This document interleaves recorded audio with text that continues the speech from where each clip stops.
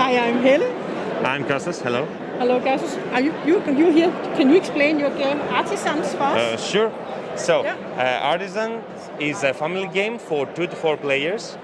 It lasts 30 to 45 minutes, and every player, embracing the role of an artisan, tries to get more points, which a player can do in 2 different ways, in 3 different ways, by developing skills in crafting,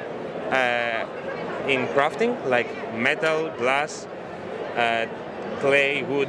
There are 7 different materials, and by crafting art objects, which require some skills to build, and they also give you back some points. The game is played over 12 rounds. Here is the card with which we track the rounds, and this is the marker that we use. It's one round for each month of the year.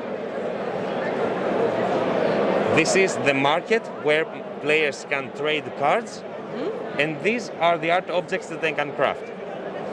So every one of the 12 rounds has 2 phases. In phase 1, let's say that these are the cards of each player. So this is player 1, player 2, 3, and 4. And this is random. What cards you have? No, this is hidden. Each player holds his hands like this.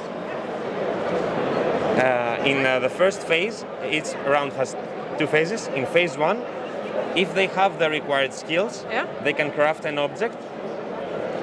If they don't craft an object, they can go to the market.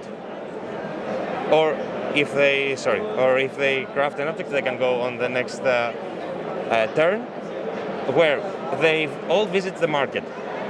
When you visit the market, if you have less than 6 cards, you can take any of these material cards and add it to your hand. And if you have 6 cards, then you need to trade.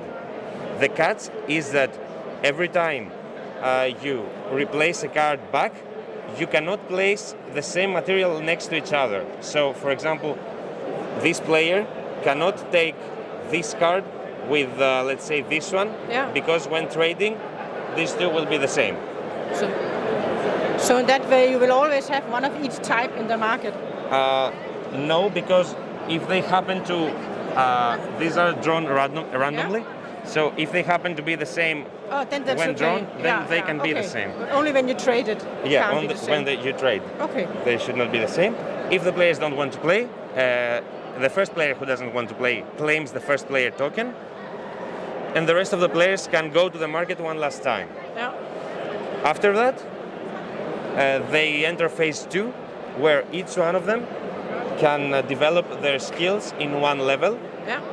So they take any number of cards they want.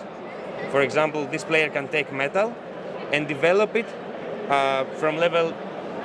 This time he has not any levels, so it will be on level 1. The next time he develops metal, it will be on level 2.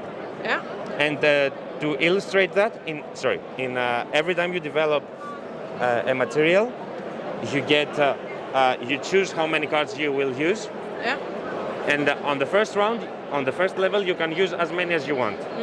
In every additional level, you have to use at most as many as you used the previous time. So, for example, this player can now play only 2 or 1 card for level 2. So they have to invest their cards carefully, because the points count from each card. So if you invest all your cards on level 1, then level 2, which counts for 2 points a card, gets less cards. But if you invest too little, then you cannot place more cards for the next level.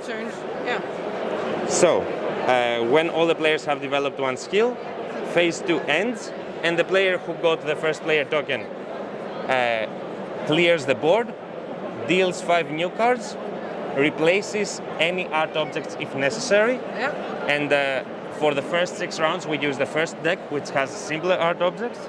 For the rounds 7 to 12, we use the second one, where the art objects are usually harder to create, but they also reward reward you with more points. And they deal 5 new cards. They place the first player token here, and the next round, let's say 5th, I don't know, begins.